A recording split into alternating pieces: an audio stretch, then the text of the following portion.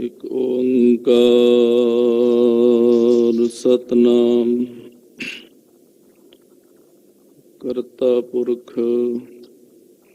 ਨਿਰਭਉ ਨਿਰਵੈਰ ਅਕਾਲ ਮੂਰਤ ਅਜੂਨੀ ਸੈਭੰ ਗੁਰ ਪ੍ਰਸਾਦ ਜਪ। ਆਦ ਸੱਚ ਜੁਗਾਦ ਸੱਚ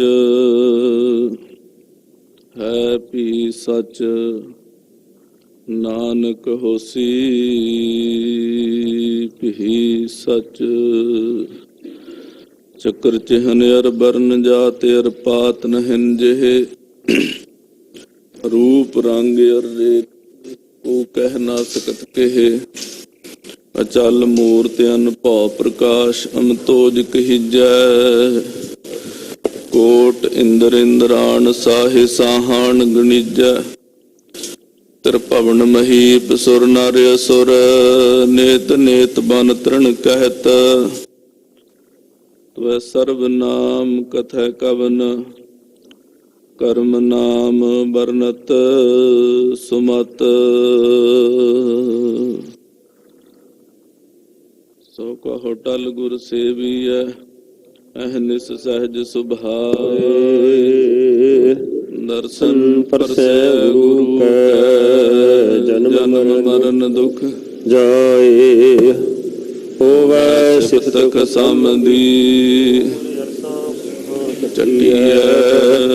ਤੁਬ ਡਿਠੇ ਸੱਚੇ ਪਾਤਸ਼ਾਹ ਮਲ ਜਨਮ ਜਨਮ ਦੀ ਕੱਟੀਐ। ਸੱਜਣ ਸੱਚਾ ਪਾਤਸ਼ਾਹ ਸਿਰ ਸਾਹਾਂਦਾ ਸਾਹੋ। ਜਿਸ ਪਾਸ ਬੈਠਿਆ ਸੋਹੀਐ ਸਭਨਾ ਦਾ ਵੇਸ। ਸੱਜਣ ਸੱਚਾ ਪਾਤਸ਼ਾਹ ਸਿਰ ਸਾਹਾਂਦਾ ਸਾਹੋ। ਜਿਸ ਪਾਸ ਬੈਠਿਆ ਸੋਹੀਐ ਸਭਨਾ ਦਾ ਵੇਸਾ। ਸਤਨਾਮ ਵਾਹਿਗੁਰੂ ਸਾਹਿਬ ਜੀ। ਤਨਾਸਰੀ ਮਹਲਾ ਪੰਜਵਾਂ। ਜਾਗੋ ਹਰ ਰੰਗ ਲਾਗੋ ਇਸ ਜੁਗ ਮੈਂ। ਸੋ ਕਹੀਅਤ ਹੈ ਸੂਰਾ ਆਤਮ ਜਿਣੈ ਸਗਲ ਵਸਤਾ ਕੈ। ਜਾ ਕਾ ਸਤਿਗੁਰ ਪੂਰਾ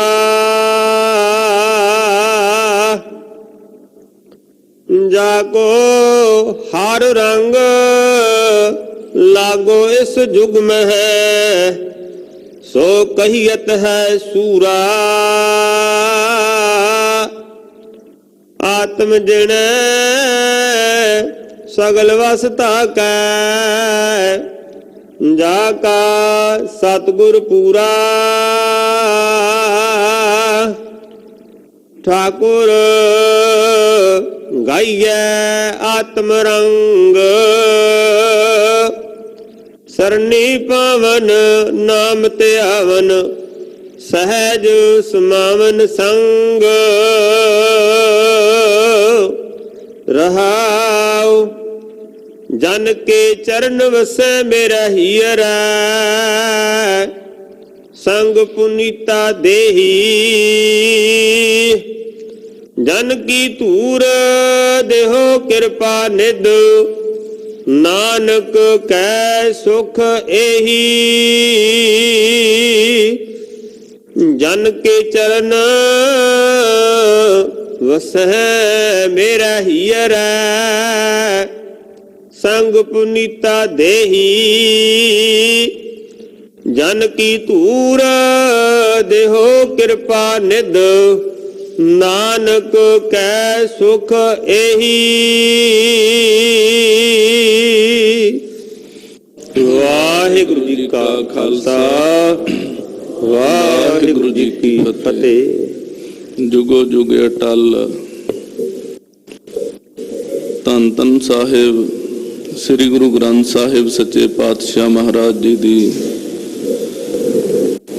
ਹਜ਼ੂਰੀ ਅੰਦਰ ਧੰਨ ਧੰਨ ਸਾਹਿਬ ਸ੍ਰੀ ਗੁਰੂ ਤੇਗ ਬਹਾਦਰ ਸਾਹਿਬ ਜੀ ਦੇ ਪਾਵਨ ਸਥਾਨ ਤੇ ਹਾਜ਼ਰੀਆਂ ਭਰ ਰਹੀ ਗੁਰੂ ਰੂਪ ਗੁਰੂ ਖਾਲਸਾ ਸਾਧ ਸੰਗਤ ਜੀਓ, ਵੱਡੀਆਂ ਭਾਗਾਂ ਵਾਲੇ ਹਾਂ। ਅੰਮ੍ਰਿਤ ਵੇਲੇ ਤੋਂ ਲੈ ਕੇ ਇਸ ਵੇਲੇ ਤੱਕ ਗੁਰੂ ਦਰਬਾਰ 'ਚ ਹਾਜ਼ਰੀਆਂ ਭਰ ਕੇ ਆਪਣੇ ਜੀਵਨ ਦੇ ਅਮੋਲਕ ਸਮੇਂ ਨੂੰ ਸਫਲ ਕਰ ਰਹੇ ਹਾਂ। ਮਹਾਰਾਜ ਜੀ ਦੀ ਬਾਣੀ ਦਾ ਪਾਵਨ ਵਾਕ ਹੈ, ਵੱਡ ਭਾਗੀ ਹਰ ਸੰਗਤ ਪਾਵੈ, ਭਾਗਹੀਣ ਭਰਮ ਚੋਟਾਂ ਖਾਵੈ, ਬਿਨ ਭਾਗਾਂ ਸਤ ਸੰਗ ਨ ਲੱਭੈ, ਬਿਨ ਸੰਗਤ ਮੈਲ ਭਰੀਚੈ ਜੀਓ। ਮਹਾਰਾਜ ਜੀ ਬਚਨ ਕਰਦੇ ਨੇ ਕਿ ਸਤ ਸੰਗਤ ਜਿਹੜੀ ਹੈ ਵੱਡਿਆਂ ਭਾਗਾਂ ਨਾਲ ਮਿਲਦੀ ਹੈ। ਸਤ ਸੰਗਤ ਕਰਨ ਵਾਲੇ ਨੂੰ ਗੁਰਬਾਣੀ ਅੰਦਰ ਜਾਂ ਦੁਨੀਆ ਦੇ ਜਿੰਨੇ ਵੀ ਧਰਮ ਗ੍ਰੰਥ ਨੇ, ਹਰ ਇੱਕ ਧਰਮ ਗ੍ਰੰਥ ਦੇ ਅੰਦਰ ਉੱਤਮ ਕਿਉਂ ਕਿਹਾ ਹੈ? ਕਿਉਂਕਿ ਸਤ ਸੰਗਤ ਇੱਕ ਐਸੀ ਥਾਂ ਹੈ ਜਿੱਥੇ ਪਰਮਾਤਮਾ ਦੀ ਬੰਦਗੀ ਕਰਨੀ ਤਾਂ ਸਿਖਾਈ ਜਾਂਦੀ ਹੈ, ਪਰ ਨਾਲ ਦੀ ਨਾਲ ਇਨਸਾਨੀਅਤ ਵੀ ਸਿਖਾਈ ਜਾਂਦੀ ਹੈ। ਕਿਉਂਕਿ ਜਿਸ ਧਰਮ ਦੇ ਵਿੱਚ ਧਰਮ ਤਾਂ ਹੈ ਲੇਕਿਨ ਇਨਸਾਨੀਅਤ ਨਹੀਂ ਹੈ, ਉਹਨੂੰ ਸਮਾਜ ਦਾ ਧਰਮ ਨਹੀਂ ਕਿਹਾ ਜਾ ਸਕਦਾ, ਜਾਂ ਸਾਂਝੀਵਾਲਤਾ ਦਾ ਧਰਮ ਨਹੀਂ ਕਿਹਾ ਜਾ ਸਕਦਾ। ਜੇ ਕਹਿਣਾ ਵੀ ਸਾਂਝੀਵਾਲਤਾ ਦਾ ਧਰਮ ਹੈ, ਇੱਥੇ ਕੋਈ ਵੀ ਆ ਸਕਦਾ ਹੈ, ਕੋਈ ਵੀ ਬੈਠ ਸਕਦਾ ਹੈ, ਇਹ ਇਨਸਾਨੀਅਤ ਦਾ ਧਰਮ ਹੈ। ਇੱਥੇ ਕੋਈ ਵੀ ਆ ਕੇ ਵਾਹਿਗੁਰੂ ਵਾਹਿਗੁਰੂ ਕਰ ਸਕਦਾ ਹੈ, ਜਾਂ ਕੁਛ ਵੀ ਰਾਮ ਰਾਮ ਕਰ ਸਕਦਾ ਹੈ, ਖੁਦਾ ਖੁਦਾ ਕਰ ਸਕਦਾ ਹੈ। ਤਾਂ ਉੱਥੇ ਸਭ ਤੋਂ ਪਹਿਲੇ ਮੁੱਖ ਇਨਸਾਨੀਅਤ ਦੇਖੀ ਜਾਏਗੀ। ਜਾਤ ਮਜ਼ਹਬ ਧਰਮ ਵਰਨ ਕੁਛ ਨਹੀਂ ਦੇਖਿਆ ਜਾਏਗਾ। ਇਹ ਦੇਖਿਆ ਜਾਏਗਾ ਇਹ ਇਨਸਾਨ ਹੈ, ਇਹਦੇ ਵੀ ਉਹ ਅਧਿਕਾਰ ਨੇ, ਉਹ ਹੱਕ ਨੇ ਜੋ ਦੂਸਰਿਆਂ ਦੇ ਨੇ, ਯਾਨੀ ਕਿ ਸਾਰਿਆਂ ਦੇ ਬਰਾਬਰ ਨੇ। ਅਗਰ ਬਰਾਬਰਤਾ ਹੈ ਬੈਠਣ ਦੀ, ਨਾਮ ਜਪਣ ਦੀ, ਪ੍ਰਸ਼ਾਦਾ ਛਕਣ ਦੀ, ਹਰ ਇੱਕ ਤਰ੍ਹਾਂ ਦੀ, ਤਾਂ ਫਿਰ ਪਰਮਾਤਮਾ ਦਾ ਨਾਮ ਜਪਣ ਦੀ ਬਰਾਬਰਤਾ ਦਿੱਤੀ ਜਾਵੇ, ਫਿਰ ਆਨੰਦ ਆਉਂਦਾ ਹੈ। ਅਗਰ ਕੁਛ ਥਾਵਾਂ ਤੇ ਕਿਤੇ ਨਾ ਕਿਤੇ ਮਨ 'ਚ ਇਨਸਾਨੀਅਤ ਪ੍ਰਤੀ ਭਰਮ ਬਣੇ ਰਹਿਣ, ਫਿਰ ਉੱਥੇ ਬੰਦਗੀ ਕਰਨ ਦਾ, ਪਰਮਾਤਮਾ ਦਾ ਨਾਮ ਜਪਣ ਦਾ ਵੀ ਆਨੰਦ ਨਹੀਂ ਹੁੰਦਾ। ਕਿਉਂਕਿ ਉਹ ਕਿਹੜਾ ਰੱਬ ਹੈ, ਉਹ ਕਿਹੋ ਜਿਹਾ ਪਰਮਾਤਮਾ ਹੈ ਜਿਸ ਦਾ ਨਾਮ ਜਪਣ ਵਾਲੇ ਵਿਤਕਰਾ ਕਰਨ, ਮਨ ਦੇ ਵਿੱਚ ਕਿਸੇ ਨਾ ਕਿਸੇ ਪ੍ਰਕਾਰ ਦਾ ਇਨਸਾਨੀਅਤ ਪ੍ਰਤੀ ਭਰਮ ਹੋਵੇ। ਇਸ ਕਰਕੇ ਭਾਈ ਸਤ ਸੰਗਤ ਨੂੰ ਉੱਤਮ ਕਿਹਾ, ਕਿਉਂਕਿ ਸਤ ਸੰਗਤ 'ਚ ਸਭ ਆ ਕੇ ਪਰਮਾਤਮਾ ਦਾ ਨਾਮ ਸਿਮਰਦੇ ਨੇ, ਪਰਮਾਤਮਾ ਦੀ ਬੰਦਗੀ ਕਰਦੇ ਨੇ, ਵਾਹਿਗੁਰੂ ਵਾਹਿਗੁਰੂ ਕਰਦੇ ਨੇ। ਮਹਾਰਾਜ ਨੇ ਤਾਂ ਇੱਥੇ ਤੱਕ ਬਚਨ ਕੀਤੇ ਨੇ, ਗੁਰਸਿੱਖਾਂ ਇੱਕੋ ਪਿਆਰ, ਗੁਰਮਿੱਤਾਂ ਪੁੱਤਾਂ ਭਾਈਆਂ। ਵੀ ਗੁਰਸਿੱਖਾਂ ਨਾਲ ਜਾਂ ਏਦਾਂ ਕਹਿ ਲਓ, ਸਤ ਸੰਗਤ 'ਚ ਬੈਠਿਆਂ ਦਾ, ਸਤ ਸੰਗਤ ਦੇ ਵਿੱਚ ਬੈਠਿਆਂ ਦੇ ਨਾਲ ਐਸਾ ਪਿਆਰ ਹੈ ਜੈਸਾ ਪਿਆਰ ਆਪਸ ਦੇ ਵਿੱਚ ਮਿੱਤਰਾਂ ਦਾ ਹੁੰਦਾ ਹੈ, ਪੁੱਤਾਂ ਦਾ ਪਿਓ ਨਾਲ ਹੁੰਦਾ ਹੈ, ਭਰਾਵਾਂ ਦਾ ਭਰਾਵਾਂ ਦੇ ਨਾਲ ਹੁੰਦਾ ਹੈ। ਆਪਾਂ ਸਾਰੇ ਵੱਡੇ ਭਾਗਾਂ ਵਾਲੇ ਹਾਂ। ਸਤਿਗੁਰਾਂ ਦੀ ਹਜ਼ੂਰੀ 'ਚ ਅੱਜ ਮੰਗਰ ਦੀ ਸੰਗਰਾਂਦ ਦਾ ਦਿਨ ਵੀ ਹੈ। ਸ੍ਰੀ ਮੁਖ ਵਾਕ ਸਾਹਿਬ ਜੀ ਦੇ ਨਾਲ ਨਾਲ ਮਹੀਨੇ ਦੀ ਕਥਾ ਵੀ ਹੋਣੀ ਹੈ। ਸਤਿਗੁਰੂ ਸਾਹਿਬ ਜੀ ਕਿਰਪਾ ਕਰਨ, ਸਾਰੀਆਂ ਸੰਗਤਾਂ ਚਿੱਤ ਬਿਰਤੀਆਂ ਨੂੰ ਕਰੋ ਇਕਾਗਰ। ਸਤ ਸੰਗਤ ਦੇ ਵਿੱਚ ਬੈਠ ਕੇ ਅੱਜ ਜੋ ਸ੍ਰੀ ਮੁਖ ਵਾਕ ਸਾਹਿਬ ਸਤਿਗੁਰਾਂ ਨੇ ਬਖਸ਼ਿਸ਼ ਕੀਤੇ ਹਨ, ਪਹਿਲਾਂ ਸ੍ਰੀ ਮੁਖ ਵਾਕ ਸਾਹਿਬ ਜੀ ਦੀ ਕਥਾ ਉਪਰੰਤ ਮੰਗਰ ਦੇ ਮਹੀਨੇ ਦੀ ਕਥਾ। ਮੰਗਰ ਮਾਹੇ ਸੁਹੰਦੀਆਂ ਹਰ ਪਿਰ ਸੰਗ ਬੈਠੜੀਆਂ। ਬਚਨ ਵੀ ਇਹੀ ਹੈ ਸਤਿਗੁਰਾਂ ਦਾ।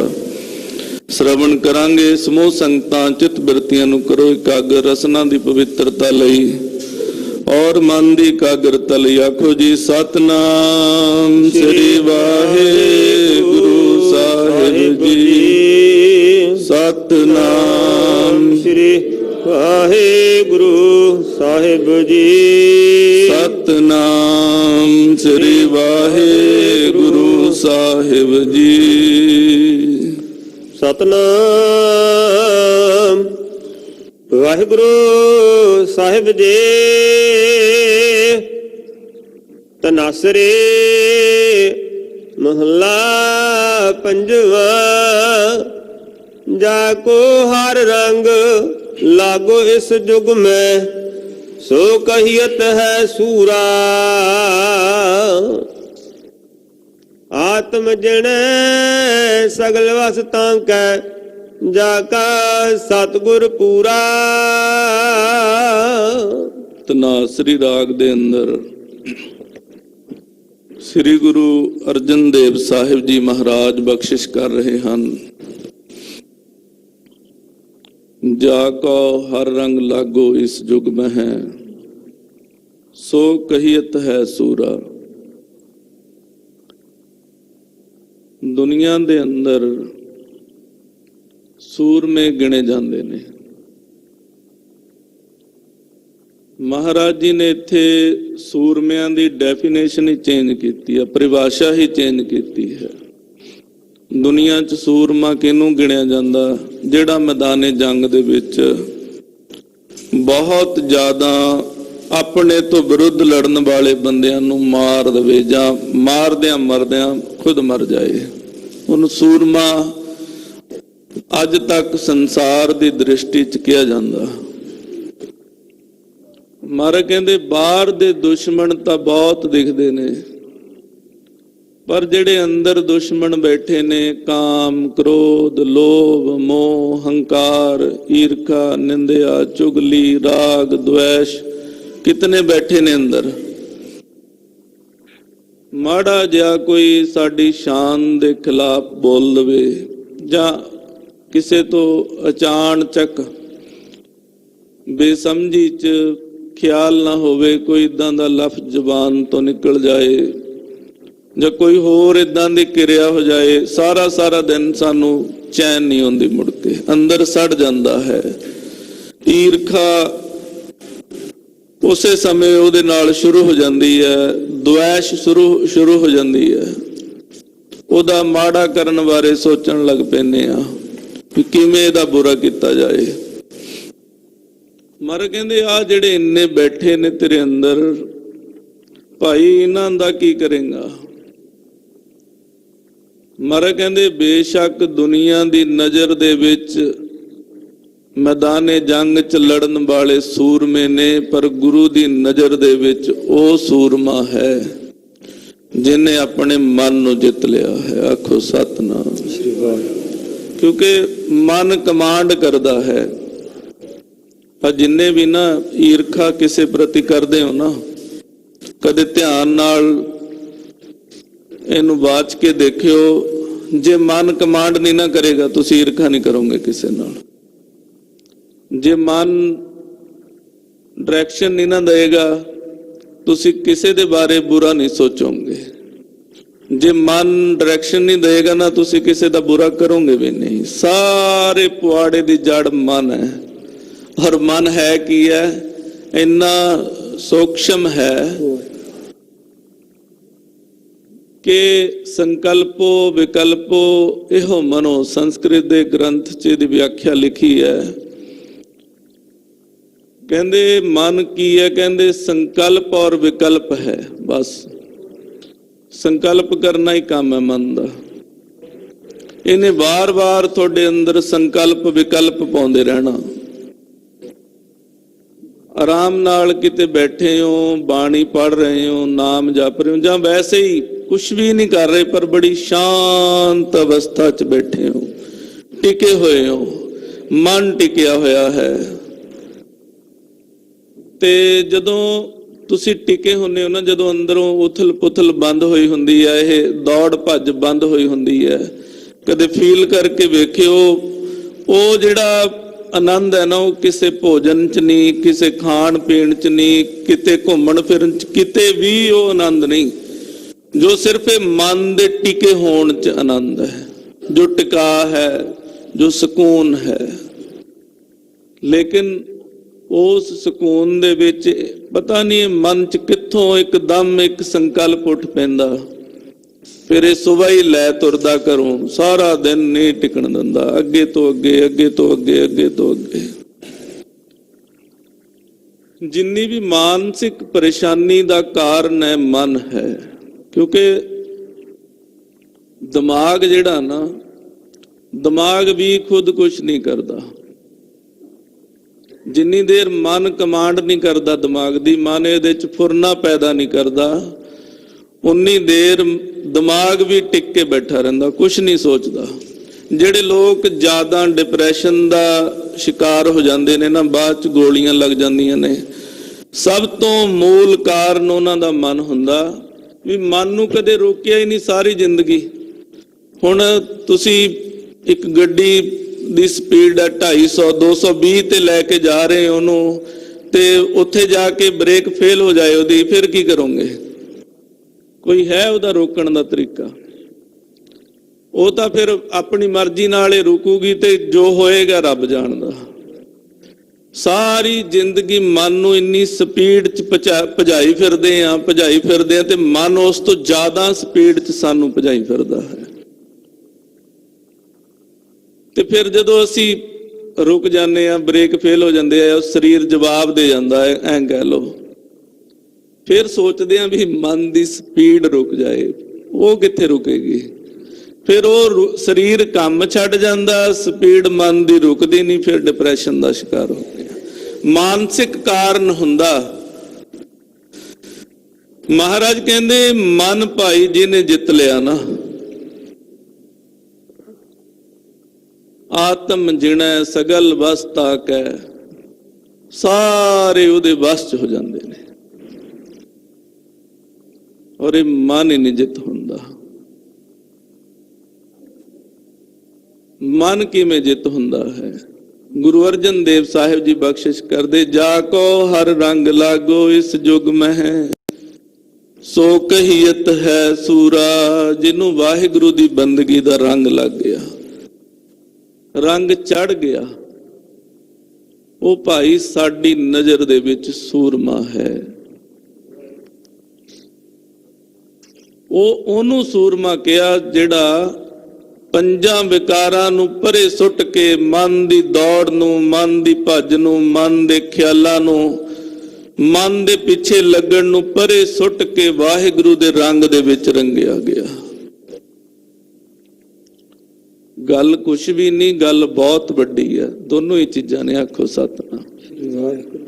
ਕਿਸੇ ਫਕੀਰ ਨੇ ਕਿਹਾ ਨਾ, ਬੋਲਿਆ ਰੱਬ ਦਾ ਕੀ ਪਾਉਣਾ, ਇਧਰੋਂ ਪੁੱਟਣਾ ਇਧਰ ਲਾਉਣਾ, ਵੀ ਸੰਸਾਰ ਵੱਲੋਂ ਪੁੱਟ ਕੇ ਪ੍ਰਮਾਤਮਾ ਵਾਲੇ ਪਾਸੇ ਲਾ ਲੈਣਾ। ਕਹਿੰਦੇ ਰੱਬ ਦਾ ਕੀ ਪਾਉਣਾ ਆ, ਇੰਨਾ ਕੁ ਕੰਮ ਹੈ। ਪਰ ਇਹ ਸਾਰੀ ਜ਼ਿੰਦਗੀ ਨਹੀਂ ਹੁੰਦਾ। ਤੇ ਕਿਸੇ ਬ੍ਰਹਮ ਗਿਆਨੀ ਨੂੰ ਪੁੱਛੋ, ਬੰਦਗੀ ਵਾਲੇ ਨੂੰ ਪੁੱਛੋ ਵੀ ਬੰਦਗੀ ਦਾ ਰੰਗ ਕਿਵੇਂ ਚੜਦਾ, ਉਹ ਕਹੇਗਾ ਕੁਛ ਵੀ ਔਖਾ ਨਹੀਂ, ਆ ਮਨ ਜੇ ਨੂੰ ਇੱਕ ਨੂੰ ਛੱਡ ਦੋ ਬਸ, ਬਾਕੀ ਸਾਰੇ ਹੀ ਛੱਡੇ ਜਾਂਦੇ ਆ। ਇਹਦੀ ਸੁਣਨੀ ਬੰਦ ਕਰ ਦੋ। ਇਹ ਕਿਵੇਂ ਸੁਣਨੀ ਬੰਦ ਕਰਦੀ? ਸਵੈ ਅਨੁਸ਼ਾਸਨ ਨਹੀਂ ਹੈ ਸਾਡਾ। ਆਪਣੇ ਆਪ ਤੇ, ਆਪਣੇ ਸਰੀਰ ਤੇ, ਆਪਣੀ ਬੁੱਧੀ ਤੇ, ਆਪਣੇ ਦਿਮਾਗ ਤੇ, ਆਪਣੇ ਮਨ ਤੇ, ਆਪਣੇ ਖਿਆਲਾਤਾਂ ਤੇ, ਆਪਣੇ ਸੰਕਲਪਾਂ ਵਿਕਲਪਾਂ ਤੇ ਸਾਡਾ ਅਨੁਸ਼ਾਸਨ ਨਹੀਂ ਹੈ। ਕਹਿ ਰਹੇ ਆ ਅਸੀਂ ਮਾਲਕ ਹੈ ਸਰੀਰ ਦੇ। ਮਾਲਕ ਤਾਂ ਉਹ ਹੁੰਦਾ ਨਾ ਜਿਹਦਾ ਅਨੁਸ਼ਾਸਨ ਹੋਵੇ, ਜਾਂ ਅਨੁਸ਼ਾਸਨ ਛੱਡੋ, ਸਿੱਧਾ ਸਿੱਧਾ ਸ਼ਾਸਨ ਹੋਵੇ ਜਿਹਦਾ। ਮਾਲਕ ਤਾਂ ਉਹੀ ਹੁੰਦਾ ਨਾ ਜਿਹਦੇ ਕਹਿਣ 'ਚ ਚੱਲੇ ਸਾਰਾ ਕੁਝ, ਉਹ ਤੋਂ ਬਿਨਾਂ ਕੁਛ ਵੀ ਨਾ ਹਿੱਲੇ। ਤੇ ਸਰੀਰ ਦੇ ਮਾਲਕ ਬਣਦੇ ਹੀ ਉਹ ਨੇ ਜਿਹੜੇ ਤੇ ਸ਼ਾਸਨ ਕਰ ਲੈਂਦੇ ਨੇ, ਆਪਣਾ ਹਰ ਇੱਕ ਚੀਜ਼ ਨੂੰ ਆਪਣੇ ਵਸ 'ਚ ਕਰ ਲੈਂਦੇ ਨੇ। ਮਹਾਰਾਜ ਕਹਿੰਦੇ ਇੱਕ ਗੱਲ ਯਾਦ ਰੱਖਿਓ, ਬਿਨਾ ਵਾਹਿਗੁਰੂ ਦੀ ਬੰਦਗੀ ਤੋਂ ਇਹ ਸਾਰਾ ਕੁਝ ਬਸ ਨਹੀਂ ਹੁੰਦਾ। ਤੇ ਬਸ ਚ ਹੋ ਜਾਂਦਾ ਆਤਮ ਜਿਣੈ ਸਗਲ ਬਸ ਤਾਂ ਕਹਿ। ਕਹਿੰਦੇ ਜਿਹੜਾ ਆਪਣੇ ਮਨ ਨੂੰ ਜਿੱਤ ਲੈਂਦਾ ਵਾਹਿਗੁਰੂ ਜੀ ਦੀ ਬੰਦਗੀ ਕਰਕੇ, ਉਹ ਵੱਡਾ ਸੂਰਮਾ ਹੈ ਔਰ ਸਾਰਾ ਕੁਝ ਜਿਹੜਾ ਉਹਦੇ ਬਸ ਚ ਹੋ ਜਾਂਦਾ ਹੈ। ਲੇਕਿਨ ਕਹਿੰਦੇ ਹੁੰਦਾ ਉਦੋਂ ਹੈ ਜਾ ਕਾ ਸਤਿਗੁਰ ਪੂਰਾ, ਜਿਹਦਾ ਗੁਰੂ ਬ੍ਰਹਮਨਿਸ਼ਠੀ ਹੋਵੇ, ਬ੍ਰਹਮ ਸਰੋਤਰੀ ਹੋਵੇ। ਦੋ ਤਰ੍ਹਾਂ ਦਾ ਗੁਰੂ ਹੁੰਦਾ। ਇੱਕ ਤਾਂ ਹੁੰਦਾ ਬ੍ਰਹਮਨਿਸ਼ਠ, ਬ੍ਰਹਮ ਚ ਸਥਿਤ ਹੋ ਗਿਆ ਹੈ, ਪ੍ਰਮਾਤਮਾ ਦੇ ਵਿੱਚ ਔਰ ਗੁਰੂ ਦੇ ਵਿੱਚ ਕੋਈ ਅੰਤਰ ਨਹੀਂ ਰਿਹਾ ਹੈ। ਇੱਕ ਹੁੰਦਾ ਬ੍ਰਹਮ ਸਰੋਤਰੀ ਗੁਰੂ, ਜਿਹਨੂੰ ਬ੍ਰਹਮ ਦਾ ਗਿਆਨ ਕਰਾਉਣ ਦਾ ਬੋਧ ਵੀ ਨਾਲ ਦੀ ਨਾਲ ਹੈ। ਜਿਵੇਂ 10 ਪਾਤਸ਼ਾਹੀਆਂ ਨੇ ਆਪਣੀ ਬਾਣੀ ਰਚੀ ਹੈ, ਤੇ ਬਾਣੀ ਧੁਰ ਦਰਗਾਹੋਂ ਆਈ ਹੈ, ਬ੍ਰਹਮ ਚ ਨਿਸ਼ਟ ਹੋਏ, ਬ੍ਰਹਮ ਚ ਸਥਿਤ ਹੋਏ, ਬ੍ਰਹਮ ਚ ਇੱਕ ਰੂਪ ਹੋਏ, ਫਿਰ ਬਾਣੀ ਆਈ। ਧੁਰ ਕੀ ਬਾਣੀ ਆਈ ਤਨ ਸਗਲੀ ਚਿੰਤ ਮਿਟਾਈ। ਇਹ ਅਵਸਥਾ ਨੂੰ ਹਰ ਗੁਰੂ ਪਹੁੰਚ ਸਕੇ ਬੜਾ ਕਠਿਨ ਕੰਮ ਹੈ, ਵੀ ਪ੍ਰਮਾਤਮਾ ਦਾ ਸਿੱਧਾ ਸਿੱਧਾ ਗਿਆਨ ਉਤਰੇ ਔਰ ਪ੍ਰਮਾਤਮਾ ਵੱਲੋਂ ਹੁਕਮ ਹੋਵੇ। ਇਹ ਲੁਕਾਈ ਨੂੰ ਦੇਣਾ ਹੈ, ਇਹਨਾਂ ਦਾ ਭਲਾ ਕਰਨਾ ਹੈ। ਔਰ ਤਾਂ ਹੀ ਗੁਰੂ ਗ੍ਰੰਥ ਸਾਹਿਬ ਦੇ ਵਿੱਚ ਕਿਸੇ ਵੀ ਤਰ੍ਹਾਂ ਦਾ ਦੁਨਿਆਵੀ, ਰਾਜਨੈਤਿਕ, ਪੋਲੀਟੀਕਲ ਕੁਛ ਵੀ ਨਹੀਂ ਹੈ। ਇੱਥੇ ਤੱਕ ਗੁਰੂ ਸਾਹਿਬਾਂ ਦੇ ਜੀਵਨ ਬਾਰੇ ਵੀ ਕੋਈ ਬਹੁਤੀ ਜਾਣਕਾਰੀ ਗੁਰੂ ਗ੍ਰੰਥ ਸਾਹਿਬ ਦੇ ਵਿੱਚ ਨਹੀਂ ਹੈ। 10 ਪਾਤਸ਼ਾਹੀਆਂ ਦੇ ਪ੍ਰਕਾਸ਼ ਦਿਹਾੜਿਆਂ ਤੱਕ ਦਾ ਜ਼ਿਕਰ ਨਹੀਂ ਹੈ ਗੁਰੂ ਗ੍ਰੰਥ ਸਾਹਿਬ 'ਚ। ਕਿਉਂ?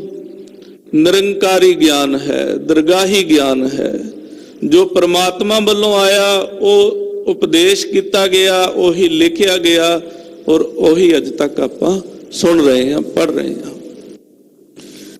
ਤਾਂ ਹੀ ਪ੍ਰਮਾਤਮਾ ਦੇ ਗਿਆਨ ਪਰਥਾਏ, ਉਹ ਗਿਆਨ ਗੁਰੂ ਗ੍ਰੰਥ ਸਾਹਿਬ ਦੇ ਵਿੱਚ ਬੜੇ ਸਰਲ ਤਰੀਕੇ ਨਾਲ ਕਥਨ ਕੀਤਾ ਮਿਲਦਾ ਹੈ, ਜਿਹੜਾ ਗਿਆਨ ਸ਼ਾਇਦ ਬਹੁਤ ਲੰਮਾ ਅਰਸਾ ਬੰਦਗੀ ਕਰਨ ਤੋਂ ਬਾਅਦ ਕਿਤੇ ਪ੍ਰਮਾਤਮਾ 'ਚ ਇਕਮਿਕ ਹੋਏ ਇਨਸਾਨ ਨੂੰ ਅਨੁਭਵ ਹੁੰਦਾ ਹੈ। ਮਹਾਰਾਜ ਸਾਹਿਬ ਜੀ ਕਹਿੰਦੇ, ਭਾਈ ਪੂਰੇ ਗੁਰੂ ਦੀ ਸ਼ਰਨ 'ਚ ਆ ਜਾਓ, ਇਹ ਮਨ ਵਸ 'ਚ ਆ ਜਾਂਦਾ ਹੈ। ਤੇ ਜਦੋਂ ਇਹ ਮਨ ਵਸ 'ਚ ਆ ਜਾਂਦਾ ਨਾ, ਉਸ ਸਮੇਂ ਇਹਦੇ ਅੰਦਰ ਫੁਰਨੇ ਦੀ, ਸੰਕਲਪ ਦੀ ਸ਼ਕਤੀ ਨਹੀਂ ਰਹਿੰਦੀ। ਕਿਉਂਕਿ ਮਨ 'ਚ ਦਰਅਸਲ ਫੁਰਨੇ ਉੱਠਦੇ ਕਿਉਂ ਨੇ, ਇਹ ਵੀ ਇੱਕ ਕਾਰਨ ਹੈ। ਬਹੁਤ ਸਾਰੀਆਂ ਚੀਜ਼ਾਂ ਨੂੰ ਜਦੋਂ ਗਹਿਰਾਈ 'ਚ ਦੇਖਦੇ ਆ ਨਾ ਜਾ ਕੇ, ਤਾਂ ਉਹਦੀ ਜੜ ਦਾ ਪਤਾ ਚੱਲਦਾ। ਮਨ 'ਚ ਫੁਰਨੇ ਐਵੇਂ ਨਹੀਂ ਉੱਠਦੇ ਵੀ ਬਿਨਾਂ ਮਤਲਬ ਤੋਂ ਫੁਰਨੇ ਉੱਠ ਰਹੇ ਆ। ਜੋ ਅਸੀਂ ਜਾਗਦੇ ਆ ਇਸ ਜਨਮ ਦੇ ਵਿੱਚ ਜਾਂ ਪਿਛਲੇ ਜਨਮ ਦੇ ਵਿੱਚ ਜਾਂ ਕਿਸੇ ਵੀ ਜਨਮ ਦੇ ਵਿੱਚ, ਕੁਛ ਵੀ ਦੇਖਦੇ ਆ ਅੱਖਾਂ ਦੇ ਨਾਲ, ਸਰੀਰ ਦੇ ਨਾਲ, ਕੋਈ ਕਰਮ ਕਰਦੇ ਆ, ਕੰਮ ਕਰਦੇ ਆ, ਉਹ ਜਿਹੜੇ ਕਰਮ ਹੁੰਦੇ ਨੇ, ਜਦੋਂ ਵੀ ਕਿਰਿਆ ਹੋਏਗੀ ਨਾ, ਕਰਮ ਹੋਏਗਾ ਹੀ ਹੋਏਗਾ। ਔਰ ਇਹ ਸ੍ਰਿਸ਼ਟੀ ਜਿਹੜੀ ਹੈ ਨਾ ਕਿਰਿਆ ਤੋਂ ਬਿਨਾਂ ਚੱਲ ਸਕੇ, ਨਾ ਕਰਮ ਤੋਂ ਬਿਨਾਂ ਚੱਲ ਸਕੇ। ਹੁਣ ਕਰਮ ਚੰਗਾ ਹੋ ਰਿਹਾ, ਕਰਮ ਮਾੜਾ ਹੋ ਰਿਹਾ, ਇਹ ਗੱਲ ਜੁਦਾ ਆ। ਜਿਹੋ ਜਿਹਾ ਵੀ ਕਰਮ ਹੋ ਰਿਹਾ, ਉਹਦੇ ਸੰਸਕਾਰ ਜਿਹੜੇ ਉਹ ਹਿਰਦੇ 'ਚ ਡਿੱਗਦੇ ਰਹਿੰਦੇ ਆ। ਔਰ ਜਿਹੜੇ ਕਰਮ ਕਰਦੇ ਆ ਉਹ ਅਵਸ਼ਯਮੇਵ ਭੁਗਤਭਯਮ ਕੀਰਤਿਅਮ ਕਰਮ ਸ਼ੁਭਾ ਸ਼ੁਭਮ, ਅਵਸ਼ਯਮੇਵ ਹੀ ਉਹ ਭੋਗਣੇ ਪੈਂਦੇ ਆ, ਚੰਗੇ ਬੁਰੇ ਜੋ ਵੀ ਕਰਮ ਕਰਦੇ ਆ। ਚਾਹੇ ਕਰੋੜਾਂ ਯੁੱਗ ਬੀਤ ਜਾਣ, ਚਾਹੇ 20 ਵਾਰ ਸ੍ਰਿਸ਼ਟੀ ਖਤਮ ਹੋ ਜਾਏ, 20 ਵਾਰ ਬਣ ਜਾਏ, ਲੇਕਿਨ ਜੋ ਕਰਮ ਇੱਕ ਵਾਰੀ ਕਰ ਲਿਆ ਨਾ, ਉਹ ਤੋਂ ਖਹਿੜਾ ਨਹੀਂ ਛੁੱਟੇਗਾ। ਇਹ ਕਰਮ ਦਾ ਵਿਧਾਨ ਹੈ। ਹੁਣ ਜੋ ਵੀ ਕਰਦੇ ਆ, ਉਸ ਕਰਮ ਦਾ ਸੰਸਕਾਰ ਹਿਰਦੇ 'ਚ ਡਿੱਗਦਾ ਔਰ ਹਿਰਦੇ 'ਚ ਹੀ ਮਨ ਬੈਠਾ, ਤੇ ਉਹ ਸੰਸਕਾਰ ਜਿਹੜਾ ਹੈ ਨਾ ਕਰਮ ਦਾ, ਉਹੀ ਉੱਠ ਕੇ ਫੁਰਨਾ ਬਣਦਾ। ਉਹੀ ਮਨ ਦੀ ਆਤਮਾ ਜਿਹੜੀ ਹੈ ਨਾ, ਉਹ ਸੰਸਕਾਰ ਹੈ। ਅਗਰ ਕਰਮਾਂ ਦੇ ਸੰਸਕਾਰ ਹਿਰਦੇ 'ਚ ਨਾ ਹੋਣ, ਮਨ 'ਚ ਸੰਸਕਾਰ ਰਾਹੀਂ ਫੁਰਨਾ ਉਤਪੰਨ ਹੋ ਹੀ ਨਹੀਂ ਸਕਦਾ। ਜੋ ਕਰਮ ਕੀਤੇ ਹੁੰਦੇ ਆ ਉਹੀ ਅੱਗੇ ਫੁਰਨਿਆਂ ਨੂੰ ਦੁਬਾਰੇ ਜਨਮ ਦਿੰਦੇ ਆ। ਕਈ ਵਾਰ ਬਹੁਤ ਸਾਰੇ ਜ਼ਿੰਦਗੀ 'ਚ ਇਨਸੀਡੈਂਟ ਹੁੰਦੇ ਆ ਵੀ ਬੰਦਾ ਆਰਾਮ ਨਾਲ ਘਰੇ ਬੈਠਾ ਹੁੰਦਾ, ਬਾਹਰ ਜਾ ਕੇ ਕੋਈ ਹਾਦਸਾ ਹੋ ਜਾਂਦਾ, ਕੋਈ ਨਾ ਕੋਈ ਕਰਮ ਜਿਹੜਾ ਉਹ ਅੰਦਰੋਂ ਸੰਕਲਪ ਦੇਖ ਕੇ ਉਠਾ ਲੈ ਜਾਂਦਾ ਟਿਕਾਣੇ ਤੇ। ਕਿ ਜਿਵੇਂ ਮੌਤ ਦੇ ਬਾਰੇ ਵੀ 3-4 ਗੱਲਾਂ ਪ੍ਰਸਿੱਧ ਨੇ ਨਾ, ਵੀ ਸਮਾਂ, ਸਥਾਨ, ਇਨਸਾਨ, ਇਹ 3 ਚੀਜ਼ਾਂ ਕੰਪਲੀਟ ਹੋਣੀਆਂ ਚਾਹੀਦੀਆਂ। ਔਰ ਚੌਥੀ ਚੀਜ਼ ਚਾਹੀਦੀ ਆ ਵੀ ਉਹ ਬੰਦੇ ਦੀ ਜਿਹੜੀ ਸਵਾਸਾਂ ਦੀ ਪੂੰਜੀ ਆ ਉਸ ਸਮੇਂ ਖਤਮ ਹੋਣੀ ਚਾਹੀਦੀ ਹੈ। ਨਹੀਂ ਉੱਥੋਂ 100 ਵਾਰੀ ਜਾਏ ਕੋਈ ਫਰਕ ਨਹੀਂ, ਪਰ ਜਿਸ ਦਿਨ ਸਵਾਸਾਂ ਦੀ ਪੂੰਜੀ ਦਾ ਲਾਸਟ ਸਮਾਂ ਹੋਏਗਾ, ਸਮਾਂ, ਸਥਾਨ, ਇਨਸਾਨ ਮਿਲ ਜਾਣਗੇ, ਉੱਥੇ ਜਾ ਕੇ ਡੈਥ ਹੁੰਦੀ ਹੈ। ਚਲੋ ਇਸ ਪਾਸੇ ਆਪਾਂ ਨਾ ਜਾਈਏ। ਜਿਹੜਾ ਕਰਮ ਹੈ, ਕੁਝ ਵੀ ਕਰਨ ਤੋਂ ਪਹਿਲੇ ਜ਼ਰੂਰ ਸੋਚੋ, ਕਿਉਂਕਿ ਬਹੁਤ ਜ਼ਿਆਦਾ ਈਰਖਾਲੂ ਤਰ੍ਹਾਂ ਦੇ ਕਰਮ ਕਰਨ ਲੱਗਿਆ, ਬੁਰੇ ਕਰਮ ਕਰਨ ਲੱਗਿਆ ਅਸੀਂ ਬਿਲਕੁਲ ਨਹੀਂ ਸੋਚਦੇ, ਤੇ ਉਹਨਾਂ ਪ੍ਰਤੀ ਸਾਡੀ ਥਿੰਕਿੰਗ ਪਤਾ ਕਿਵੇਂ ਦੀ ਹੁੰਦੀ ਹੈ। ਜਿਵੇਂ ਕੋਈ ਬੰਦਾ ਡਾਕੇ ਮਾਰਨ ਵਾਲਾ ਜਾਂ ਚੋਰੀਆਂ ਕਰਨ ਵਾਲਾ ਹੁੰਦਾ ਨਾ, ਉਹ ਡਾਕਾ ਚੋਰੀ ਮਾਰ ਕੇ ਭੁੱਲ ਜਾਂਦਾ ਵੀ ਸ਼ਾਇਦ ਮੈਂ ਚੋਰੀ ਕੀਤੀ ਨਹੀਂ, ਮੈਂ ਡਾਕਾ ਮਾਰਿਆ ਹੀ ਨਹੀਂ, ਵੀ ਮੇਰਾ ਉਹਦੇ ਨਾਲ ਕੋਈ ਲੇਗਾ ਦੇਗਾ ਨਹੀਂ। ਬੁਰੇ ਕਰਮ ਕਰਕੇ ਆਪਾਂ ਇਸ ਤਰ੍ਹਾਂ ਭੁੱਲ ਜਾਂਦੇ ਆ ਵੀ ਸ਼ਾਇਦ ਜੋ ਅਸੀਂ ਕਰ ਲਿਆ ਨਾ, ਮੰਨ ਲਓ ਅਸੀਂ ਕਿਸੇ ਦਾ ਦਿਲ ਦੁਖੀ ਕੀਤਾ, ਅਸੀਂ ਕਿਸੇ ਨੂੰ ਟੌਰਚਰ ਕੀਤਾ, ਚਾਹੇ ਫਿਜ਼ੀਕਲੀ ਕੀਤਾ ਚਾਹੇ ਮੈਂਟਲੀ ਕੀਤਾ, ਅਸੀਂ ਕਰਕੇ ਉਹਨੂੰ ਭੁੱਲ ਗਏ ਵੀ ਜਿਵੇਂ ਸਾਡਾ ਉਹਦੇ ਨਾਲ ਕੋਈ ਲੇਗਾ ਦੇਗਾ ਨਹੀਂ। ਮਹਾਰਾਜ ਕਹਿੰਦੇ ਇਹ ਕਰ ਕਰੇ ਸੋ ਇਹ ਕਰ ਪਾਏ। ਕਹਿੰਦੇ ਤੂੰ ਟੌਰਚਰ ਕਰਕੇ ਤਾਂ ਦੇਖ ਕਿਸੇ ਨੂੰ, ਤੇਰੇ ਅੱਗੇ ਆਇਆ ਖੜਾ, ਇਸ ਹੱਥ ਨਾਲ ਕਰ, ਇਸ ਹੱਥ ਨਾਲ ਭਰ। ਤੇ ਭਰਾਉਣ ਵਾਲਾ ਕੌਣ ਹੈ? ਸਾਡੇ ਅੰਦਰ ਬੈਠਾ ਮਨ। ਬਸ ਉਹ ਆਪੇ ਹੀ ਉਦਾਂ ਦਾ ਕੁਝ ਕਰਾ ਦੂਗਾ, ਉਨਾ ਕੁ ਟੌਰਚਰ ਸਾਨੂੰ ਹੋਣਾ ਪਏਗਾ, ਔਰ ਅਸੀਂ ਖੁਦ ਉਹੋ ਜਿਹਾ ਕਰਮ ਕਰਾਂਗੇ ਜਿਹਦੇ ਕਰਕੇ ਸਾਨੂੰ ਖੁਦ ਪਰੇਸ਼ਾਨ ਹੋਣਾ ਪਏਗਾ। ਸੋ ਮਹਾਰਾਜ ਸੱਚੇ ਪਾਤਸ਼ਾਹ ਕਹਿੰਦੇ, ਭਾਈ ਸਿੱਖੋ, ਇਹ ਜਿਹੜੇ ਸੰਕਲਪ ਵਿਕਲਪ ਨੇ ਨਾ ਮਨ ਦੇ, ਇਹ ਉਨਾ ਚਿਰ ਨੇ ਜਿੰਨਾ ਚਿਰ ਕਰਮਾਂ ਦਾ ਬੀਜ ਸਾਡੇ ਹਿਰਦੇ 'ਚ ਡਿੱਗਦਾ, ਬੁਰਿਆਂ ਦਾ ਵੀ ਔਰ ਚੰਗਿਆਂ ਦਾ ਵੀ। ਚੰਗੇ ਕਰਮਾਂ ਦਾ ਕੋਈ ਫਲ ਹੁੰਦਾ, ਬੰਦਾ ਗੁਰਦੁਆਰੇ ਜਾਂਦਾ, ਬੰਦਾ ਮਸਜਿਦ 'ਚ ਜਾਂਦਾ, ਬੰਦਾ ਮੰਦਿਰ 'ਚ ਜਾਂਦਾ, ਬੰਦਾ ਆਪਣੇ ਇਸ਼ਟ ਜਿਹਨੂੰ ਵੀ ਮੰਨਦਾ ਉਹਦੇ ਧਾਰਮਿਕ ਸਥਾਨ ਤੇ ਜਾ ਕੇ ਪ੍ਰਮਾਤਮਾ ਦੀ ਬੰਦਗੀ ਕਰਦਾ, ਉਹਦਾ ਨਾਮ ਜਪਦਾ। ਔਰ ਬੁਰੇ ਕਰਮਾਂ ਦਾ ਫਲ ਹੁੰਦਾ, ਬੰਦਾ ਮਾੜੀਆਂ ਥਾਵਾਂ ਤੇ ਜਾਂਦਾ। ਬਸ ਮਹਾਰਾਜ ਕਹਿੰਦੇ ਸਾਰਾ ਕੁਝ ਕਵਰ ਹੋ ਜਾਂਦਾ, ਸਾਰਾ ਕੁਝ ਟਕਿਆ ਜਾਂਦਾ, ਕਰਮਾਂ ਦੇ ਬੀਜ ਖਤਮ ਹੋ ਜਾਂਦੇ ਨੇ। ਗਿਆਨ ਰਿਦੇ ਉਰ ਹੋਤ ਜਬ ਸੰਚਿਤ ਕਰਮ ਬਿਲਾਤ, ਕਿਰਿਆ ਮਾਨ ਹੋਵੇ ਨਹੀਂ ਪਰਾ ਲਬਦ ਮਿਟ ਜਾਤ। ਸੰਚਿਤ ਕਰਮ ਹੁੰਦੇ ਆ ਜਿਹੜੇ ਆਪਾਂ ਜਿੰਨੇ ਕਰਮ ਕਰਦੇ ਆ ਉਹ ਹਿਰਦੇ 'ਚ ਇਕੱਠੇ ਹੁੰਦੇ ਰਹਿੰਦੇ ਆ, ਉਹ ਖਤਮ ਹੋ ਜਾਂਦੇ ਆ। ਔਰ ਜਦੋਂ ਬ੍ਰਹਮ ਗਿਆਨ ਹੁੰਦਾ ਉਸ ਤੋਂ ਬਾਅਦ ਕਿਸੇ ਕਰਮ ਦਾ ਵੀ ਫਲ ਨਹੀਂ ਦੇਣਾ ਪੈਂਦਾ, ਕਿਉਂਕਿ ਪਹਿਲੀ ਗੱਲ ਤਾਂ ਉਹ ਕੁਝ ਕਰਦਾ ਹੀ ਨਹੀਂ, ਬੁਰਾ ਤਾਂ ਕਰਦਾ ਹੀ ਨਹੀਂ। ਹੁਣ ਬ੍ਰਹਮ ਗਿਆਨੀ ਆ, ਬ੍ਰਹਮ ਗਿਆਨੀ ਬੁਰਾ ਥੋੜੀ ਕਰੇਗਾ ਕਿਸੇ ਦਾ, ਤੇ ਜੇ ਬੁਰਾ ਕਰਦਾ ਫਿਰ ਬ੍ਰਹਮ ਗਿਆਨੀ ਕਾਹਦਾ? ਆਖੋ ਸਤਿਨਾਮ। ਫਿਰ ਲਿਬਾਸ ਦਾ ਭੁਲੇਖਾ ਹੋ ਸਕਦਾ ਵੀ ਕਿਸੇ ਦਾ ਲਿਬਾਸ ਆ, ਆਪਾਂ ਵੀ ਲਿਬਾਸ ਦੇ ਚੱਕਰ 'ਚ ਭੁਲੇਖੇ 'ਚ ਫਸ ਜਾਂਦੇ ਆ।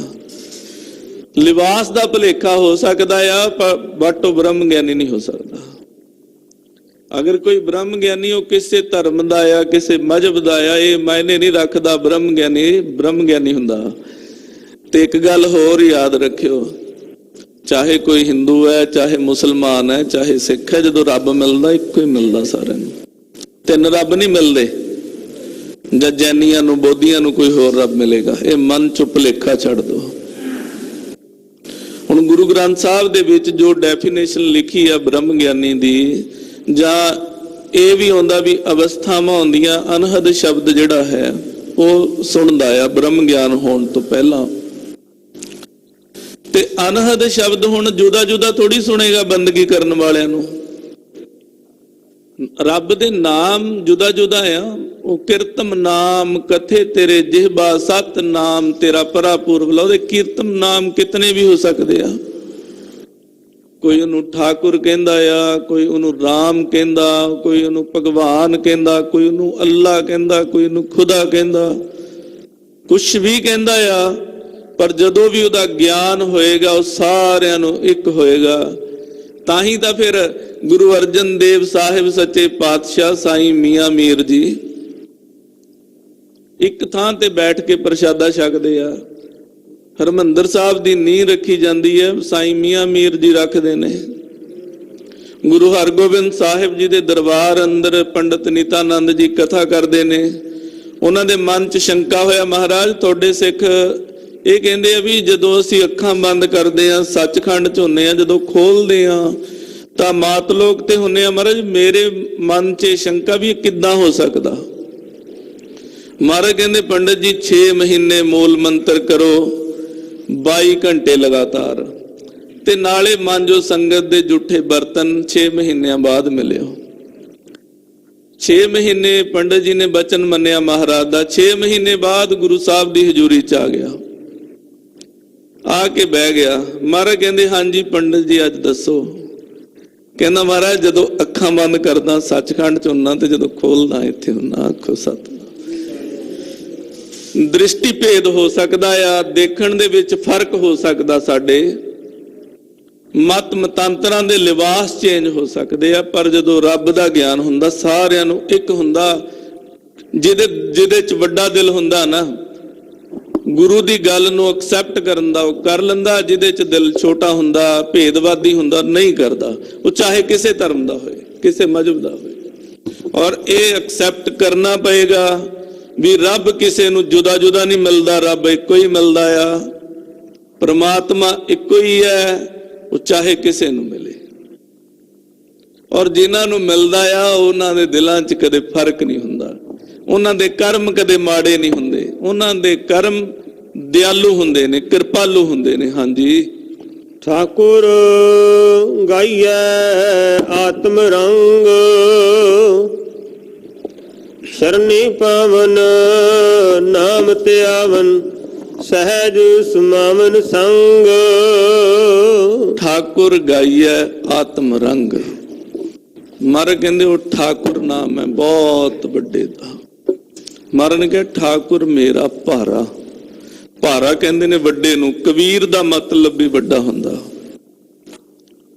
ਕਹਿੰਦੇ ਭਾਈ ਵਾਹਿਗੁਰੂ ਨੂੰ ਗਾਓ ਆਤਮ ਰੰਗ, ਮਨ ਦੇ ਨਾਲ ਰੰਗ ਕੇ। ਇੱਕ ਗੱਲ ਯਾਦ ਰੱਖਿਓ, ਵਾਹਿਗੁਰੂ ਨੂੰ ਗਾਉਂਦਿਆਂ, ਵਾਹਿਗੁਰੂ ਵਾਹਿਗੁਰੂ ਕਰਦਿਆਂ, ਉਹਨੂੰ ਯਾਦ ਕਰਦਿਆਂ, ਜੇ ਤੁਹਾਡਾ ਮਨ ਹੋਰ ਹੋਇਆ, ਦਿਲ ਹੋਰ ਹੋਇਆ ਤੇ ਦਿਮਾਗ ਹੋਰ ਹੋਇਆ ਨਾ, ਤਾਂ ਫਿਰ ਗੱਲ ਨਹੀਂ ਬਣਦੀ। ਕਿਉਂਕਿ ਮਨ ਤੁਹਾਡਾ ਅੰਦਰ ਹੈ, ਜ਼ੁਬਾਨ ਨਾਲ ਦਿਮਾਗ ਨਾਲ ਸੋਚ ਕੇ ਜੋ ਤੁਸੀਂ ਲੋਕਾਂ ਨੂੰ ਬੋਲ ਕੇ ਭਰਮਾ ਲੈਂਦੇ ਹੋ ਨਾ, ਉਹਨਾਂ ਨੂੰ ਪਤਾ ਨਹੀਂ ਲੱਗਦਾ। ਪਰ ਰੱਬ ਦੇ ਅੱਗੇ ਧੋਖਾ ਨਹੀਂ ਚੱਲ ਸਕਦਾ ਵੀ ਹੋਮੋ ਤੁਸੀਂ ਦੋ, ਦਿਖਾਵਾ ਕਰੋ ਇੱਕ ਦਾ। ਡਬਲ ਫੇਸ ਨਹੀਂ ਚੱਲੇਗਾ, ਦੁਨੀਆ 'ਚ ਚੱਲਦਾ। ਕਿਉਂਕਿ ਅੱਜ ਤਾਂ ਸਮਾਂ ਇਦਾਂ ਦਾ ਆ ਗਿਆ ਵੀ ਜੋ ਸਮਝੋਗੇ, ਜੋ ਦੇਖੋਗੇ, ਸਭ ਕੁਝ ਉਸ ਤੋਂ ਉਲਟ ਅਸਲੀਅਤ 'ਚ ਨਿਕਲੇਗਾ ਜ਼ਿਆਦਾਤਰ। ਪਰ ਯਾਦ ਰੱਖਿਓ ਡਬਲ ਫੇਸ ਰੱਬ ਨਾਲ, ਗੁਰੂ ਨਾਲ, ਪ੍ਰਮਾਤਮਾ ਨਾਲ ਨਹੀਂ ਚੱਲਦਾ। ਮਹਾਰਾਜ ਕਹਿੰਦੇ ਠਾਕੁਰ ਗਾਈਆ ਆਤਮ ਰੰਗ, ਮਨ ਨੂੰ ਰੰਗ ਕੇ, ਮਨ ਨੂੰ, ਦਿਲ ਨੂੰ, ਦਿਮਾਗ ਨੂੰ ਇੱਕ ਕਰਕੇ, 3 ਚੀਜ਼ਾਂ ਇੱਕ ਕਰਕੇ ਫੇਰ ਕਹੋ ਵਾਹਿਗੁਰੂ। ਇੱਕ ਵਾਰੀ ਕਿਹਾ ਹੀ ਬਹੁਤ ਆ। ਫਿਰ ਸਰਣੀ ਪਾਵਨ ਨਾਮ ਧਿਆਵਨ, ਸਹਿਜ ਸਮਾਵਨ ਸੰਗ। ਕਹਿੰਦੇ ਐਸਾ ਸਰਣ 'ਚ ਪੈ ਕੇ ਨਾਮ ਜਪਣਾ, ਕਹਿੰਦੇ ਇਹਨੂੰ ਦਿਲ ਅਰਪਣ ਕਰ ਦੇਣਾ, ਦਿਮਾਗ ਅਰਪਣ ਕਰ ਦੇਣਾ, ਤੇ ਮਨ ਅਰਪਣ ਨਹੀਂ ਕਰ ਸਕਦਾ ਕੋਈ ਕਿਸੇ ਨੂੰ ਵੀ ਨਹੀਂ ਕੋਈ ਕਰ ਸਕਦਾ। ਚਾਹੇ ਉਹ ਦੁਨਿਆਵੀ ਕਿਸੇ ਨੂੰ ਕੋਈ ਪ੍ਰੇਮ ਕਰਦਾ ਹੋਵੇ, ਕੋਈ ਪਤੀ ਪਤਨੀ, ਭਰਾ ਭਰਾ, ਪੁੱਤ ਪਿਓ, ਮਾਂ ਪੁੱਤ, ਕੋਈ ਵੀ ਹੋਵੇ, ਆਪਣੀ ਹੋਂਦ ਹਰ ਬੰਦਾ ਅਲੱਗ ਰੱਖਦਾ ਆ। ਸਾਰਾ ਕੁਝ ਹੀ ਜਦੋਂ ਕਿਸੇ ਨੂੰ ਦੇ ਦਿੰਨੇ ਆ ਨਾ, ਫਿਰ ਨਾ ਤਾਂ ਆਪਣਾ ਮਨ ਹੁੰਦਾ, ਨਾ ਆਪਣਾ ਦਿਲ ਹੁੰਦਾ, ਨਾ ਆਪਣਾ ਦਿਮਾਗ ਹੁੰਦਾ, ਨਾ ਆਪਣੇ ਖਿਆਲਾਤ ਹੁੰਦੇ ਆ। ਫਿਰ ਖਿਆਲਾਤ ਕਿਹਦੇ ਹੁੰਦੇ ਆ? ਉਹ ਗੁਰੂ ਦੇ। ਗੁਰੂ ਅੰਗਦ ਦੇਵ ਸਾਹਿਬ ਨੂੰ ਮਹਾਰਾਜ ਗੁਰੂ ਨਾਨਕ ਦੇਵ ਜੀ ਕਹਿੰਦੇ ਭਾਈ ਲਹਿਣਾ ਜੀ ਸਾਰੇ ਚਲੇ ਗਏ, ਕਿਉਂਕਿ ਜਦੋਂ ਮਹਾਰਾਜ ਨੇ ਪ੍ਰੀਖਿਆ ਲਈ ਨਾ ਸਾਰੇ ਭੱਜ ਗਏ ਸੀ, ਇੱਕ ਬਚੇ ਸੀ ਭਾਈ ਲਹਿਣਾ ਜੀ। ਕਹਿੰਦੇ ਲਹਿਣਾ ਜੀ ਸਾਰੇ ਚਲੇ ਗਏ ਆ, ਤੁਸੀਂ ਵੀ ਚਲੇ ਜਾਓ। ਮਹਾਰਾਜ ਕਹਿੰਦੇ ਕਿਸ ਹੀ ਕੋਈ ਕੋਏ ਮੰਝ ਨਿਮਾਣੀ ਇੱਕ ਤੂੰ। ਮਹਾਰਾਜ ਕਿਸੇ ਦਾ ਕੋਈ ਨਾ ਕੋਈ ਸੀ, ਉਹ ਚਲੇ ਗਏ, ਮੇਰਾ ਕੋਈ ਹੈ ਹੀ ਨਹੀਂ, ਮੈਂ ਕਿੱਥੇ ਜਾਵਾਂ। ਮਹਾਰਾਜ ਨਾ ਮੇਰਾ ਆਪ ਦਾ ਖਿਆਲ ਹੈ, ਨਾ ਮੇਰਾ ਆਪ ਦਾ ਫੁਰਨਾ ਆ, ਨਾ ਮੇਰਾ ਆਪ ਦਾ ਮਨ ਹੈ, ਨਾ ਮੇਰਾ ਆਪ ਦਾ ਦਿਲ ਹੈ, ਨਾ ਮੇਰਾ ਆਪ ਦਾ ਦਿਮਾਗ ਹੈ। ਮਹਾਰਾਜ ਸਭ ਕੁਝ ਅਰਪਣ ਹੈ। ਹੁਣ ਜਦੋਂ ਅਰਪਣ ਹੈ, जब हम शरण ठाकुर की आई, जब हम शरण प्रभु की आई, राख प्रभु भावे मार। कहते महाराज जदों सब कुछ अर्पण करके आप जी दी शरण च आ गए हैं, हुण भावे मार लो, हुण भावे रख लो, हुण तां थोड़ी मर्जी है ना, साडी मर्जी तां है नहीं। महाराज ने बस लास्ट परीक्षा च पास हुंदियां ही गलवकड़ी च लै लिया ते लेने से अंगद किया और अंगद से अल्लाह कर दिया। आखो सतनाम। रब च मिलाता ते अपनी गद्दी दे के आप नमस्कार कर दिती, आप मत्था टेक दिता। महाराज तुसी अज तो साडे गुरु हो। जदों अर्पण दी भावना ऐसी हुंदी है, फिर गुरु भी झुक जांदे आ। कबीर साहब ने कहा ना, कबीर तू तू करता तू हुआ, मुझ में रहा ना हूं, जब आपा पर का मिट गया, जत देखो तत तू। कहते जदों हुण अपना आप मिट गया, हुण जिधर देखते हैं वाहिगुरु ही दिखदा, ते जदों वाहिगुरु दिखदा ना, फिर कहते पाछै लागो हर फिरै कहत कबीर कबीर। कहते हुण कबीर नहीं नाम जपदा, हुण तां रब कबीर कबीर करदा। कहंदे पिछे तुरया फिरदा, कबीर दस की करा। धन्ना जी नूं भी तां आखिया सी, धन्निया दस की करा। नामदेव जी नूं तां इत्थे तक कहा जदों राजे ने जुल्म कीता, कहे तां धरते कोडी करो। कहंदे धरती पुठी कर दियां, तेरे ते जुल्म कीता राजे ने, जे कमे जो कमे वो कर दियां, खत्म कर दियां सारा कुछ, नाश कर दियां सब कुछ। क्योंकि सृष्टि का मालक है, वो कुछ भी कर सकता है। ते जेड़े इन्ने प्यार वाले हुंदे ने ना, वो थोड़ी चाहते, वो कहते महाराज आ कहते आ भी मरी हुई गऊ नूं जोदी कर दो, धरती मार के पक्की लेना। ते ओ मोई गऊ जिहड़ी सी वो जिउंदी हो गई, ते उन्होंने भगत नामदेव जी दे उत्ते जिहड़े जुल्म करने सी बंद कर दिते, उल्ट के नमस्कारां करन लग पे। अपने भगतां दी वडियाई वाहिगुरु जी आप प्रगट करते हैं, पर इस अवस्था च पहुंचते हो ने जिहड़े सब कुछ अर्पण कर चुके हुंदे ने, कुछ भी नहीं रखिया हुंदा।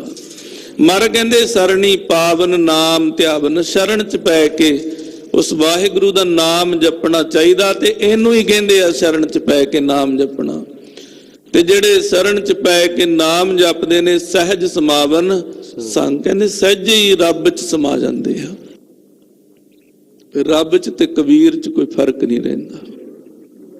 फिर रब च ते रविदास च, रब च भगत धन्ना जी च, फरीद जी च कोई फर्क नहीं रहिंदा। हाँ जी। रहाओ जन के चरण वसै मेरा हीरा, संग पुनीता देही जन की धूर देहो कृपा निद, नानक कै सुख एही। जन के चरण बस है मेरा हीर है, संग पुनीता देही। महाराज कहंदे ऐसे जिहड़े रब दे प्यारे ने, उन्हां दे चरण मेरे हिरदे च बसन, उहदे नाल मेरी देही, मेरा शरीर पुनीत पवित्र हो जाए। जन की धूर देहो कृपा निद, नानक कै सुख एही। ऐसे रब दे रंग च रत्तियां होयां दी चरण धूड़ी दिओ, मेरे लिए इस तो बड़ा कोई सुख नहीं है। क्योंकि जिहड़े रब दे रंग च रत्ते हुंदे ने ना, उन्हां दी धूड़ी बड़ी पाक पवित्र हुंदी है। ਉਹਨਾਂ ਦੀ ਬਖਸ਼ਿਸ਼ ਦੇ ਪਾਤਰ ਬਣਾ ਦਿੰਦੀ ਹੈ, ਉਹਨਾਂ ਵਰਗੇ ਬਣਾ ਦਿੰਦੀ ਹੈ। ਜਾਂ ਐਂ ਕਹਿ ਲੋ, ਜਿਸ ਮਾਰਗ ਤੇ ਉਹ ਚੱਲਦੇ ਨੇ ਨਾ, ਉਸ ਮਾਰਗ ਤੇ ਤੁਰਨ ਦੇ ਕਾਬਲ ਬਣਾ ਦਿੰਦੀ ਹੈ। ਮੰਗਦੇ ਤਾਂ ਸਾਰੇ ਹੀ ਆ ਨਾ ਵੀ ਸਾਨੂੰ ਰੱਬ ਮਿਲ ਜਾਏ, ਸਾਨੂੰ ਸਮਾਜ 'ਚ ਸੁੱਖ ਮਿਲ ਜਾਣ, ਸਾਨੂੰ ਸਾਰਾ ਕੁਝ ਮਿਲ ਜਾਏ, ਪਰ ਕਿਤੇ ਨਾ ਕਿਤੇ ਕਾਬਲੀਅਤ ਦੀ ਕਮੀ ਹੁੰਦੀ ਆ। ਅਗਰ ਕਾਬਲੀਅਤ ਹੋਵੇ ਤਾਂ ਬਹੁਤ ਸੌਖਾ ਮਿਲ ਜਾਂਦਾ, ਬਹੁਤੀ ਜ਼ਿਆਦਾ ਮਿਹਨਤ ਨਹੀਂ ਕਰਨੀ ਪੈਂਦੀ। ਪਰ ਕਾਬਲ ਬਣਨ ਲਈ ਜੋ ਮਿਹਨਤ ਕਰਨੀ ਪੈਂਦੀ ਹੈ ਨਾ, ਉਹ ਬਹੁਤ ਜ਼ਿਆਦਾ ਆ। ਉਹ ਚਾਹੇ ਆਪਣੀ ਮਾਂ ਦੀ ਕਾਬਲ ਧੀ ਬਣਨ ਦੀ ਕੋਸ਼ਿਸ਼ ਕਰਨੀ ਪਵੇ, ਚਾਹੇ ਮਾਂ ਪਿਓ ਦਾ ਕਾਬਲ ਪੁੱਤ ਬਣਨ ਦੀ ਕੋਸ਼ਿਸ਼ ਕਰਨੀ ਪਵੇ, ਚਾਹੇ ਚੰਗਾ ਪਿਓ ਬਣਨ ਦੀ ਤੇ ਚਾਹੇ ਚੰਗਾ ਪੁੱਤ ਬਣਨ ਦੀ, ਚਾਹੇ ਚੰਗੀ ਮਾਂ ਬਣਨ ਦੀ, ਚਾਹੇ ਚੰਗੀ ਧੀ ਬਣਨ ਦੀ। ਕਾਬਲੀਅਤ ਪੈਦਾ ਕਰਨੀ, ਕਾਬਲ ਹੋਣਾ, ਇਹ ਬੜਾ ਔਖਾ ਕੰਮ ਹੈ। ਦੁਨੀਆ 'ਚ ਰੱਬ ਦੀ ਦੁਨੀਆ 'ਚ, ਰੱਬ ਦੇ ਰੰਗ 'ਚ ਰੰਗੇ ਰਹਿਣ ਵਾਲਿਆਂ ਦੀ ਦੁਨੀਆ 'ਚ ਕਾਬਲ ਹੋਣਾ, ਉਹ ਇਸ ਤੋਂ ਵੀ ਬਹੁਤ ਜ਼ਿਆਦਾ ਕਠਿਨ ਹੈ। ਸਤਿਗੁਰੂ ਸਾਹਿਬ ਕਿਰਪਾ ਕਰਦੇ ਆ, ਜਿਹੜੇ ਇਸ ਕਾਬਲ ਬਣ ਜਾਂਦੇ ਨੇ, ਉਹਨਾਂ ਦੇ ਚਰਨਾਂ ਦੀ ਧੂੜੀ ਗੁਰੂ ਅਰਜਨ ਦੇਵ ਸਾਹਿਬ ਕਹਿੰਦੇ, ਮਹਾਰਾਜ ਸਾਨੂੰ ਦਿਓ, ਸਾਡੇ ਲਈ ਇਸ ਤੋਂ ਵੱਡਾ ਕੋਈ ਸੁੱਖ ਨਹੀਂ ਹੈ।